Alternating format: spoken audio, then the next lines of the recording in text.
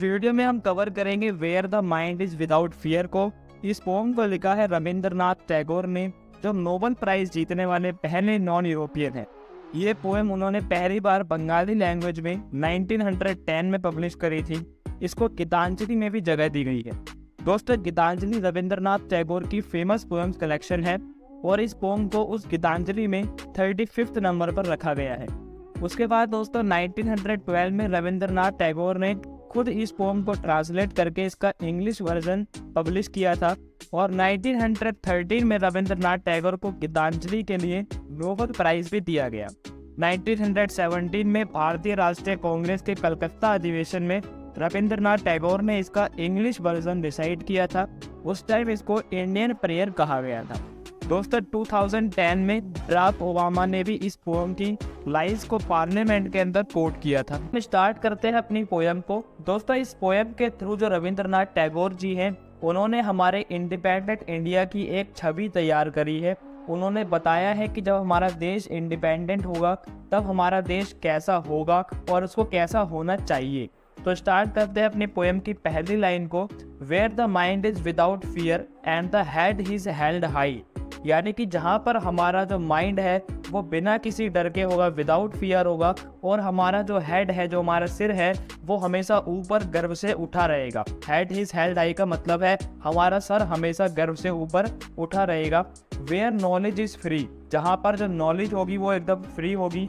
Education के लिए कोई भी पैसा जो है कभी किसी के लिए बाधा नहीं बनेगा। लेकिन दोस्तों अगर रियलिटी देखें तो आज के टाइम पे एजुकेशन जो है उसको जो है लिमिट कर दिया गया है अमीर लोगों के लिए, यानी कि आज के टाइम पे पैसा जो है एजुकेशन के अंदर बाधा बन के आ रहा है। अगली लाइन है where the world has not been broken up into fragments by narrow domestic walls, यानी कि जहाँ पर हमारा जो वर्ल्ड है वो फ्रैगमेंट्स यानी कि टुकड़ों में नहीं बटा होगा बाय नैरो डोमेस्टिक वॉल्स, यानी कि नैरो डोमेस्टिक वॉल्स के द्वारा।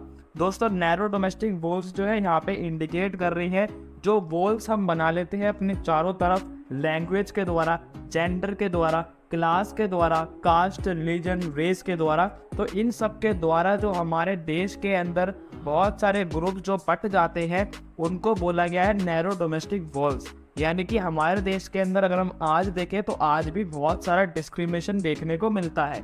हम लोग अपने आसपास नैरो डोमेस्टिक वॉल्स बना लेते हैं कि हम इस लैंग्वेज के तो हम इसी लैंग्वेज के साथ रहेंगे, हमारी कास्ट ये है तो हमारी शादी इसी कास्ट में होगी। तो यानी कि आज के टाइम पर भी इंडिया के अंदर बहुत सारी नैरो डोमेस्टिक वॉल्स बनी हुई हैं जो कि नहीं होनी चाहिए।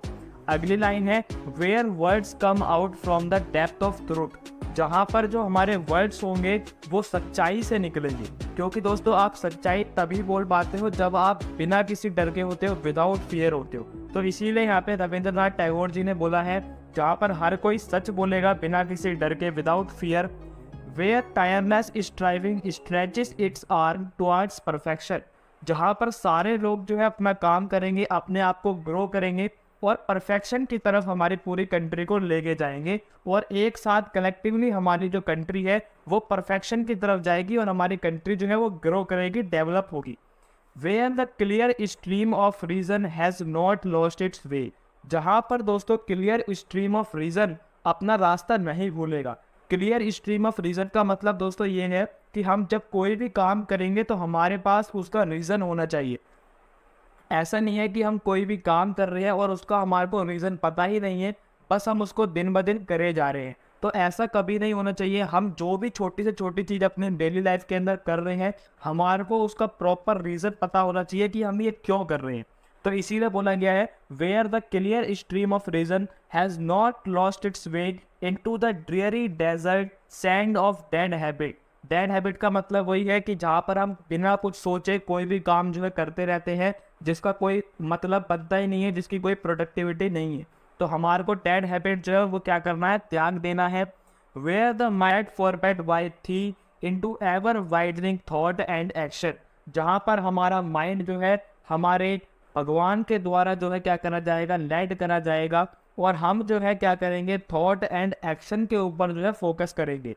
यानी कि कई बार हम लोग ऐसा भी करते हैं, सिर्फ चीज़ों को सोचते रहते हैं और कभी भी उनको इम्प्लीमेंट नहीं करते हैं, एक्शन में उनको नहीं लाते। तो हमारे को ऐसा नहीं करना है, हमारे को थॉट भी लाना है और उसको फिर बाद में एक्शन में भी लेके आना है। Into that heaven of freedom my father let my country awake. और उस दैट हेवन के अंदर, हेवन ऑफ फ्रीडम, उस फ्रीडम ऑफ हेवन के अंदर माय फादर, मेरे फादर, यहाँ पर बोला गया है भगवान को, my father let my country awake, मेरी कंट्री को हमेशा जगाए रखना। तो इस तरीके से दोस्तों हमारी जो पोएम है जो रविंद्रनाथ टैगोर ने लिखी है वो ख़त्म होती है। तो मिलते हैं अपनी नेक्स्ट वीडियो के अंदर, तब तक के लिए देखते रहिए दिल्ली वाला टीचर।